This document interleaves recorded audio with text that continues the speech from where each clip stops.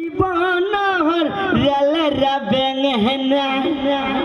তোমাকে পুৰিলৈ তেল টেঙা সানিলৈ কুকুৰে খোৱা দি গাহৰিয়ে খোৱা দি খাম খাম খাম তেখেতৰ নিচিনা নাই হোৱা কাৰণ মোৰ মাতটো শুনিলে কাউৰীও পলায় কণ্ঠস্বৰ ভাল যে হয়নে তাৰপিছতে হেই মই কথাটো সুধি লওঁ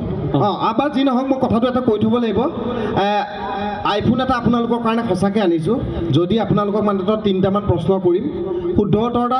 দি গ'লে আমি আপোনালোকলৈ এটা আইফোন দিম কোনোবা ষ্টুডেণ্ট এজনে পায় ফোনটো ব্যৱহাৰো কৰিব পাৰিব ভাল লাগিব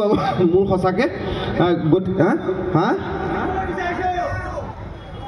আইফোনটো এটা চালেহে আপোনালোকে উত্তৰটো দিব ন